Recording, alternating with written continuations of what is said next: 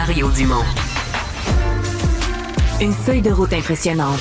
Un curriculum vitae aussi long que le pont de la Confédération.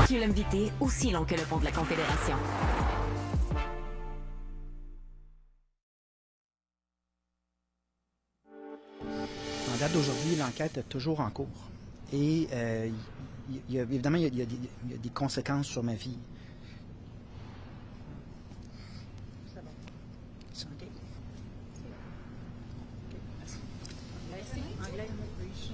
Bon, ça s'est passé aujourd'hui. Comment vous réagissez à ce que vous venez de voir, entendre? Je commence avec toi, Mario. Ben, tu sais, les enjeux de sécurité, là, j'aime pas ça en parler publiquement, puis c'est une partie de la vie politique. C'est plate pas à peu près.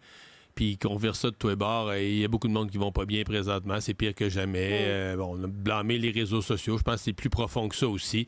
Donc, les élus font... Écoute, c'était un des sujets, je vous le rappelle, c'était un des sujets, je pense, de la première ou de la deuxième semaine de la campagne électorale il y a 1 an et demi au Québec, là, les menaces envers les élus puis tout ça. Mais là, ça arrive à lui. En plus, sa famille, par quelqu'un... C'est pas garoché en l'air sur les réseaux sociaux, mais adressé spécifiquement à lui, à d'autres élus aussi, là, soit dit en passant. Donc, tu sais, les gens se dévouent déjà, sont prêts à sacrifier beaucoup de leur vie, de leur loisir, de leur fin de semaine pour l'engagement public. Ça, c'est comme la coche de trop, là. Gaétan? Bien, on le comprend, là. On le comprend. Le problème des réseaux sociaux ou de l'espace public, c'est que les niaiseries qui se disaient à porte close, maintenant, sont dans l'espace public et l'effet amplifié de ça, bien, c'est les réseaux sociaux qui est un amplificateur. Le problème, c'est que... Bien, un des problèmes, c'est que c'est difficile d'identifier ceux qui sont vraiment dangereux. Et ici, bien, il faut saluer le travail policier, là, qui ont réussi à identifier un certain nombre de personnes, puis encore une enquête, et ainsi de suite. Et ça, il faut le saluer. Mais ça ne peut pas ne pas affecter une personne et sa famille. Alors, on le comprend. C'est malheureux.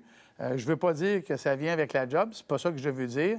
Ce qui est malheureux, c'est qu'il y en ait. Mais heureusement, de l'autre côté de la médaille, il y a des services policiers qui, manifestement, sont capables d'arriver à destination dans la protection des politiciens. Sauf qu'il a été relâché, Emmanuel, l'homme en question. Ben oui, mais ça, je veux dire, c'est l'enquête qui se poursuit. On n'a pas tous les détails. Moi, je comprends, le monsieur Saint-Pierre Plamondon d'être profondément ébranlé. Il y a quand même une jeune famille, là, tu sais, il est souvent pas là, etc. Ce qu'on voit comme phénomène, c'est ce niveau de colère, de haine, là, qui est lié, je pense, entre autres, à un désaveu, une désaffection du public face à nos institutions démocratiques. Et cette rupture-là, je pense, contribue à alimenter là, cette violence qu'on finit par diriger contre nos élus, malheureusement. Alors, ce que l'homme a écrit comme menace, tes jours sont comptés. Ceci est mon dernier message. Je t'avise, si tu ne changes pas ton discours sur l'immigration, parce que lui, ce qu'il souhaitait, c'est zéro immigration, je vais m'arranger pour exterminer ta famille. Mario, tu le sais comment c'est déjà difficile pour la vie de famille d'être un élu parce qu'on est peu présent à la maison. Si en plus ta famille est menacée de mort, je veux dire, pourquoi on continue, là?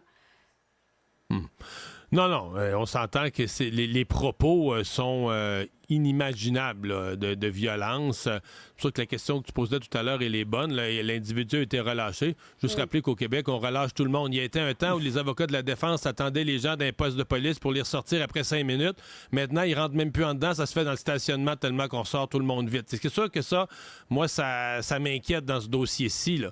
Bon, je suppose qu'on a pris toutes les mesures diligentes, qu'on a fait le tour, qu'on a vérifié de toutes les façons à quel genre d'individu qu'on avait affaire pour pas empirer les risques. Mais tu sais, il faudra aussi se poser la question, c'est qu'il fut une époque où l'action politique se faisait entre des gens qui s'opposaient sur les idées. Toi, t'es à gauche, moi, je suis à droite, toi, t'es fédéraliste, l'autre est souverainiste, mais que, sur le fond, personne n'accusait l'autre de vouloir le mal du pays ou le mal de la société. Et là, la politique avec les réseaux sociaux, tu sais, même, regardez là, la façon dont, à Ottawa, la politique se fait, la façon dont l'opposition attaque le gouvernement, c'est plus... On n'a pas les mêmes idées. C'est le bien contre le mal. Regardez aux États-Unis, Trump, quand il parle des démocrates, c'est le bien contre le mal. Il y a une espèce de démonisation de l'autre camp qui passe une certaine marge de respect, de dire, regarde, moi, je suis plus à droite, quelqu'un est plus à gauche, mais on se parle, on est en désaccord. Des fois, c'est drôle, des fois, on tombe en accord, mais on accepte le débat public en acceptant que tout le monde travaille pour le bien du pays. Tout le monde, c'est cette notion là, qui est de respect de l'adversaire dans les idées qui s'est complètement perdue. En même temps, ça amène une question, en mon sens, là. Est-ce que nos lois, qui, par définition, ne sont pas juste là pour être punitives, est-ce qu'elles sont suffisamment dissuasives pour faire en sorte que ces gens-là, qui se sentent totalement désinhibés et libres de dire n'importe quoi sur les réseaux sociaux, est-ce que c'est assez dissuasif pour les empêcher de franchir ce pas-là, cette ligne-là? Pas mal sûr que non. Oui, poser la question, c'est peut-être y répondre. Emmanuel Latraverse, Mario Dumont, Gaétan Barrette, merci à vous trois. Au revoir. Bonne fin de semaine. Au revoir. Dans un